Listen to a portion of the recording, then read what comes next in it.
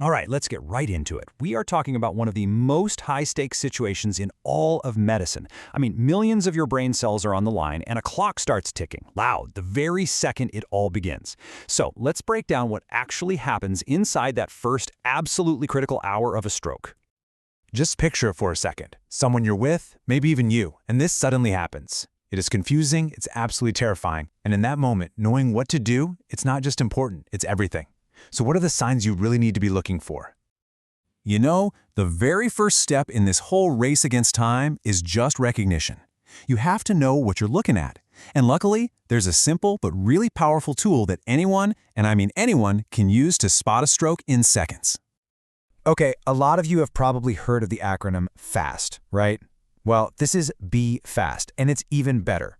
Adding B for balance and E for eyes is so important because it helps you catch strokes that are happening in the back of the brain, which the old acronym could sometimes miss. So just run through it in your head. B, balance. E, eyes.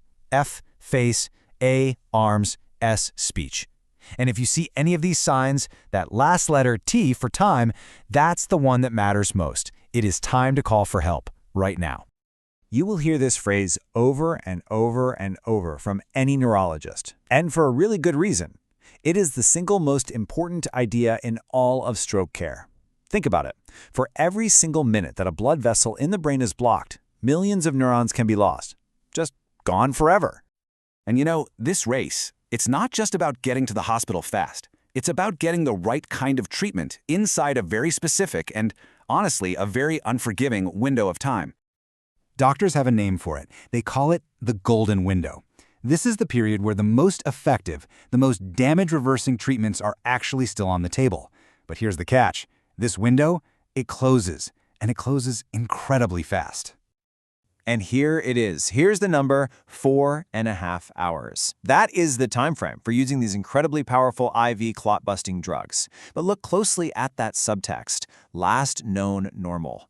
This might be the most critical piece of information you can give to a medical team. It's not when someone first saw the symptoms, it's the last time anyone can say for sure that the person was acting like their normal self.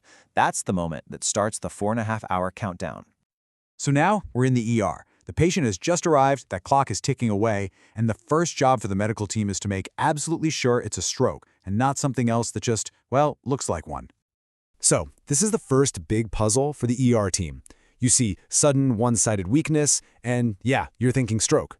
But you know what else can look almost identical? Seriously low blood sugar, or even some weird temporary weakness after a seizure. That's why one of the very first things they'll do is a super simple finger prick blood sugar test. It's a quick check that can immediately tell them if they're dealing with a common and, thankfully, easily fixable mimic. Okay, so once they're pretty sure it's not a mimic, doctors need to figure out how bad the stroke is. And to do that, they use a standardized test called the NIH Stroke Scale. Think of it like a rapid 11-point inspection that checks everything from consciousness to motor skills. The final score, which can range from 0 to 42, gives them a number that quantifies the damage. A higher score could mean a bigger clot, and that helps them decide on the best and sometimes most aggressive course of action. All right, this is where things get really, really cool. The neurological exam, it's not just a checklist, it's straight-up detective work. Every single specific symptom is a clue, a little breadcrumb that points directly to the exact part of the brain that's in trouble. So let's start with language. If someone is suddenly having trouble speaking, that's called aphasia. It almost always points to a stroke on the left side of the brain. But the kind of problem they're having tells the doctor even more. There are 4 main types, and each one helps them pinpoint a different specific neighborhood within that left hemisphere. So just listen to this. Someone might say, want water. You hear that? The speech is broken. It's a real struggle, but the meaning is there. The person knows exactly what they want to say. They just can't get the words out. That is classic Broca's aphasia. They can understand you perfectly, but their ability to produce speech is damaged. Now, compare that to this.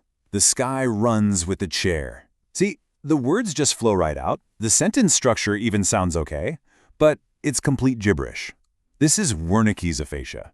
Here, the person can't comprehend language correctly, so the words they produce are fluent but totally meaningless. Doctors sometimes call it a word salad. It's an absolutely incredible difference, right? So what if the problem isn't language, but coordination? Well, that's called ataxia. And this goes right back to the balance in B FAST.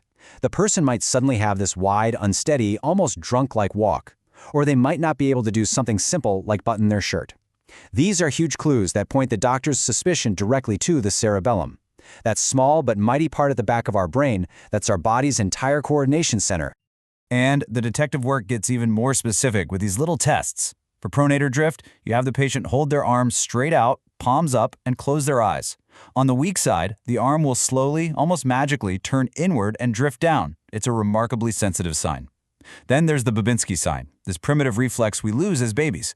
In a stroke patient, if you stroke the bottom of their foot, their big toe might go up instead of down. These are subtle, but they're incredibly powerful clues the brain is giving us. So, while all this amazing detective work is going on, the team is also, at the exact same time, taking immediate, critical actions to stabilize the patient and save as much brain tissue as they possibly can. In any emergency, it always comes back to the basics, the ABCs: airway, breathing, and circulation. Is their airway clear so they can breathe? Are they getting enough oxygen? Are the IV lines in so we can give them medicine fast? It's a simple checklist that makes sure that even in a totally chaotic situation, the most fundamental, life-sustaining needs are handled first. Okay, this right here shows you just how tricky stroke care can be, especially with blood pressure. If the patient is a candidate for those clot-busting drugs, their blood pressure has to be lowered to reduce the risk of bleeding. But, and this is the wild part, if for some reason they can't get those drugs, doctors might do the exact opposite. They actually allow the blood pressure to stay pretty high. It's called permissive hypertension. The idea is that the body is desperately trying to force blood past that blockage on its own, and in this case, doctors let it, hoping to keep as much of the brain alive as possible. So from the very first sign all the way to the ER, that first hour of a stroke is this incredible high-stakes drama. It's part recognition on the street, part race against the clock, and part intense medical detective work. But that entire chain of survival, it always begins with one person. One person who sees the signs and makes the call. The only question left is, are you ready to be that person?